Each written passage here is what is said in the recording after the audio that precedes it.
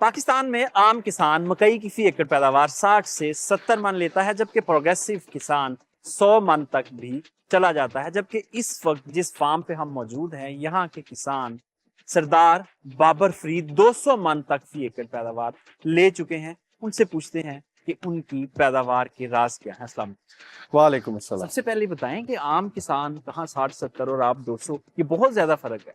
देखिए, पिछले साल एक बड़ा स्पेशल ईयर था। मौसम ने बहुत साजगार था और टाइमली बारिशें भी होती रहीं, ग्रेन फिलिंग बहुत अच्छी हुई। तो हमारे कुछ तीन ऐसे एकड़ थे जो हम टेस्ट कर रहे थे, एक सीड उसने हमें इस लेवल पे पहुंचाया। बाकी हमारी फार्म एवरेज 170 के इर्द गिर्द पिछले साल रही। अच्छा सर, ये बताएं कि अगर हम बात करें बीज की सिलेक्शन से लेके और प्रैक्टिसेस तक, तो आपको क्या लगता है कि आप और जो आम किसान है उसमें क्या फ़र्क है और आप क्या करते हैं, वो हमें बताएं ज़रा, किसान जानना चाहते हैं। देखिए, किसान दो तीन बड़ी मेजर गलतियां करते हैं। एक सबसे बड़ी गलती है कि वो टाइमली सीड लगाना। अब आपने अगर इस एवरेज लेनी है या अनबिलीवेबल किस्म की एवरेज लेनी है, आपकी टाइमिंग जो है वो 15 जनवरी और 10 फरवरी के दरमियान आपका अगर सीड लग जाए तो फिर आप उस लेवल पे पहुंच सकते हैं। अच्छा, वैसे बेस्ट टाइम क्या है सोइंग का, अगर हम सेंट्रल पंजाब की बात करें? मौसमी की जी, जिस वक्त आपका 40 डिग्रीज से, यानी पहली बारिश हो जाए, 40 डिग्री से नीचे आ जाए, टेम्परेचर मिड 30s में रहना शुरू हो जाए, आपको अपनी मक्की काश्त कर लेनी। अच्छा सरदार साहब, ये बताएं कि अगर हम बहारिया की और मौसमी के बीजों की बात करें, तो आपके ख्याल में जो अच्छा परफॉर्म करने वाला बीज है वो कौन कौन सा है इस वक्त? अगर आप इंटरनेशनल बीज या अपना बाहर के जो बीज आ रहे हैं वो उसकी बात करें तो आपकी 80-22 है, वो बहुत अच्छा बीज है डिकैल्ब का।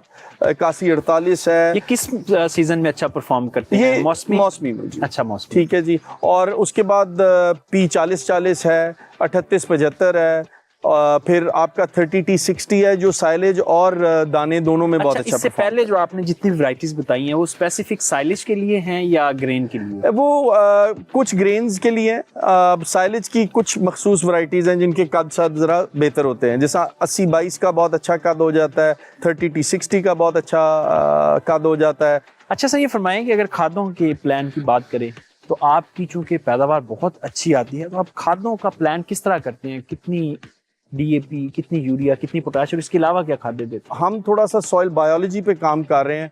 हम इससे पहले जब हम रिवायती कर रहे थे तो तब हम भी 130, 25-30 पे ही बैठे रहे थे, बट जिस तरह हमने बायोलॉजी ऐड की है उसने हमारी एवरेजेस हमारी सोचों से बाहर। बायोलॉजी बताएं ना क्या है, ताकि आम किसान भी करे। उस पे आम किसान बड़े आराम से कर सकता है, वो कंपोस्ट कर ले। ठीक है जी। हम तो डीएपी भी नहीं यूज़ कर रहे, हम रॉक फॉस्फेट से अपने फॉस्फोरस का जो हिस्सा है वो ले रहे हैं और उसको हम कंपोस्ट करके, जिसको बीओपी भी आम जुबान में कहते हैं, मगर आप खुद बनाएं तो। केमिकल खादों की अगर बात करें तो नॉर्मली किसान 1 से 1.5 बैग डीएपी डालता है, तो बाकी जो खादें हैं, जो नाइट्रोजन है, वो कितने बैग्स डालने चाहिए और कितने अरसे तक, किस स्टेज तक जो हमारा यूरिया है उसकी मिकदार पूरी हो जानी चाहिए? नाइट्रोजन हम जो मैनेज करते हैं वो हम ऑलमोस्ट 4.5 बैग्स करते हैं, मगर हम नाइट्रोजन इसको जब तक ये आमतौर पे जिसको कहते हैं गोडे पे ना आ जाए, या इस आप कह लें V5 V6 एक इसकी स्टेज है, उस पे ना आ जाए, हम नाइट्रोजन इस्तेमाल नहीं करते। और उधर से फिर हम नाइट्रोजन इस्तेमाल करते हैं और दबा के करते हैं। और फिर जब ये टेस्लिंग के करीब हो उससे पहले हम नाइट्रोजन इसको होल्ड बैक करते हैं, और जिस तरह ही टेस्लिंग के 10 दिन गुजर जाएं फिर हम इसको हाफ बैग का नाइट्रोजन का एक डोज देते हैं। अच्छा, ये छल्ली मैंने देखी है आपके खेत की, ये माशाल्लाह बहुत ज़बरदस्त भराई हुई है, दाना बिल्कुल तैयार है। तो इसके लिए जो पोटाशियम खाद है वो आप कितनी यूज़ करते हैं, किस स्टेज पे यूज़ करते हैं? देखिए, वो हम अपना सॉइल टेस्ट के मुताबिक सारा देखते हैं। अगर आपका सॉइल टेस्ट में 300 ppm या से ऊपर आपकी पोटाश अवेलेबल हो तो फिर तो आप 1 से 1.5 बैग यूज़ कर सकते हैं। और अगर उससे कम है, जो अपना आपके पाकिस्तान में तकरीबन 100-150 ppm है, तो आपको कम से कम 2.5 पोटाश इस्तेमाल करनी चाहिए 50 किलो वाली। और ये एक मिनिमम डोज है, आप इसको बेशक 3 पे भी ले जाएं अगर आप 100-150 ppm पे है। अच्छा, पोटाश में किसान बहुत कंफ्यूज होता है, एमओपी है, एसओपी है, इसके अलावा कुछ इंपोर्टेड सोर्सेज हैं, लिक्विड पोटाश का सोर्स है। आपके तजर्बे के मुताबिक बेस्ट सोर्स क्या है पोटाशियम का? एमओपी की सॉल्युबिलिटी एसओपी से ज़्यादा है। MOP I think if I am not wrong 313 ग्राम पर लीटर एसटीपी पे है और एमओपी 112 या 20 इस तरह ग्राम पर लीटर है। एमओपी जो है वो बड़ी स्लो रिलीजिंग है, उसका मोड जो है वो स्लो रिलीजिंग है, तो इसका मतलब है कि उसको अर्ली स्टेज पे डालना है। बिल्कुल अर्ली स्टेज पे डालें, वो अवेलेबल आपको है, ऐसी कोई बात नहीं है, वो बहुत सॉल्युबल है, ये सॉल्ट है, उसको आप अगर आपको पीसीबी मिले तो वो उसी वक्त अपना सॉल्युबल हो जाती है। मकई के लिए एमओपी चूंकि है भी सस्ती और अवेलेबल भी है, तो मकई के लिए आप एमओपी ही यूज करते हैं। दुनिया 99% दुनिया एमओपी ही इस्तेमाल करती है। अगर आप एमओपी की सेल देखें तो 80% दुनिया एमओपी इस्तेमाल करती है।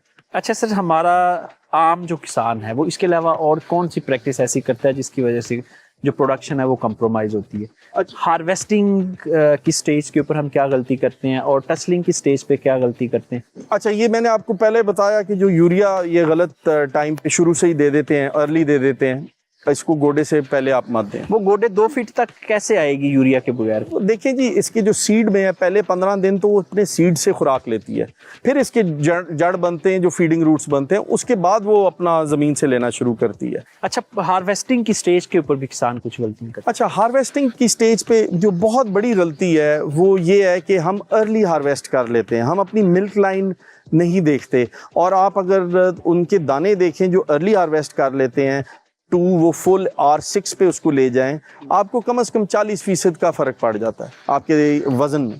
तो 40% बहुत बड़ी अपना, यानी 10-15 दिन होल्ड कर लें तो वो 40% वजन सिर्फ ज्यादा 10-15 दिन की गेम है, 15 दिन, 10 से 15 दिन। अब इस पे फार्मर कहता है कि नहीं हमारी अगली क्रॉप अफेक्ट होगी, तो आपके पास अब पाकिस्तान में ऐसी टेक्नोलॉजी है जो आप अपनी हार्वेस्टिंग कर सकते हैं बहुत इजीली। आपके पास लेटेस्ट कॉम्बाइन हार्वेस्टर्स हैं जो आप उनको यूज़ करके बेहतरीन उनके रिजल्ट्स हैं, और आप रोज़ की 30-35 एकड़ एक हार्वेस्टर से। जी सरदार साहब, आपके वक्त का बहुत शुक्रिया। किसान भाई, ये चंद एहतियाती तदाबीर हैं और चंद प्रैक्टिसेस हैं, इनको अपनाकर आप भी 70 मन वाली ब्रैकेट से निकलकर 150 मन वाली ब्रैकेट में आ सकते हैं और यकीनन फी एकड़ मुनाफा बढ़ा सकते हैं। पाकिस्तान में किसान एक और बड़ी गलती जो करता है वो पोस्ट हार्वेस्टिंग में है। अब पोस्ट हार्वेस्टिंग तमाम मैकेनाइज हो चुकी है।